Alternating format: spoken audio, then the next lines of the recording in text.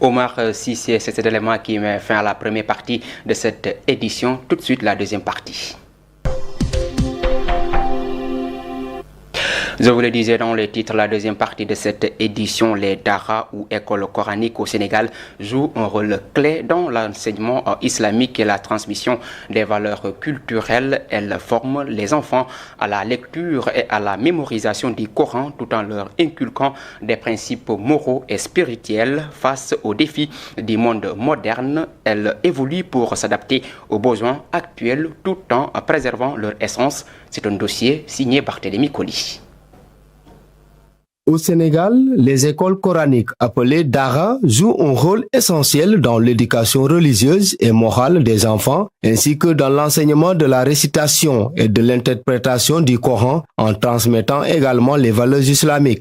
Notre mission principale, c'est d'enseigner le Coran, d'enseigner la langue arabe, et c'est aussi d'inculquer les principes fondamentaux de l'islam à nos enfants. La transmission des savoirs religieux, préservation de la culture et de la langue arabe en deuxième position, formation des érudits et des leaders religieux.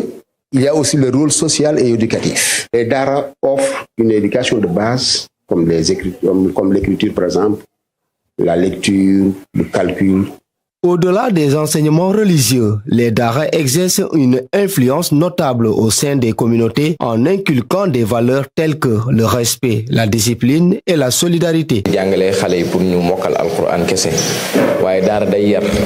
Le Dara n'apprend pas seulement la mémorisation du Coran, il éduque, inculque des valeurs et prépare l'élève à être meilleur de lui-même.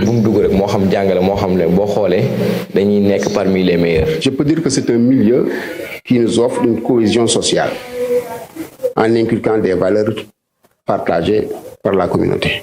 Face aux mutations sociales modernes, tant les parents que les apprenants prennent conscience des enjeux et de l'évolution de ces écoles coraniques, notamment sur le plan socio-professionnel et dans la préservation des valeurs traditionnelles.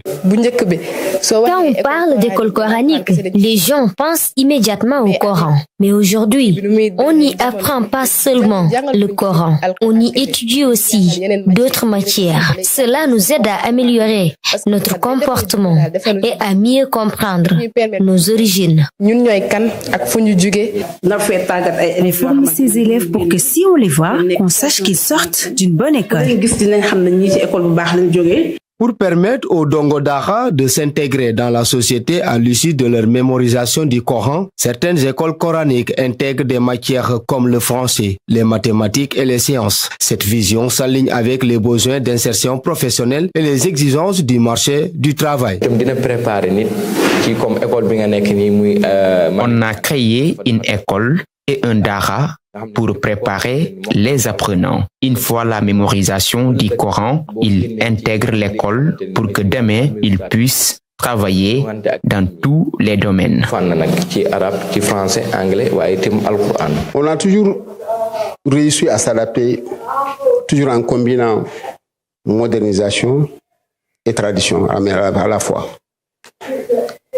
Nous intégrons des matières scientifiques, des matières religieuses à la fois, des méthodologies pédagogiques nouvelles.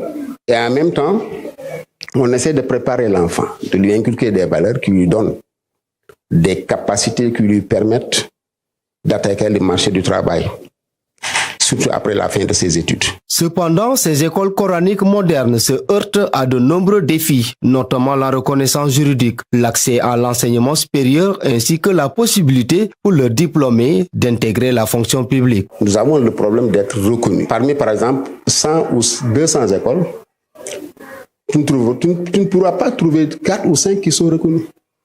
Et ça, c'est catastrophique. C'est une situation qui doit être changée. Alors, nous implorons, par exemple, la bénédiction des autorités étatiques pour qu'ils nous aident à changer la donne. La deuxième chose, c'est la qualité et diversification des enseignements et l'attente des parents. Malgré ces défis liés à la modernisation, les écoles coraniques restent un pilier fondamental de l'éducation au Sénégal. En intégrant progressivement des réformes tout en préservant leur essence religieuse, elles s'adaptent aux réalités contemporaines. L'enjeu consiste à trouver un équilibre entre tradition et modernité pour garantir un avenir meilleur aux générations futures. Merci à vous, Barthélémy Colly. Mesdames et messieurs, c'est la fin de cette édition sur la radio-télévision communautaire RTC. Merci de l'avoir suivi. L'information continue sur www.iracsenegal.sn. Au revoir.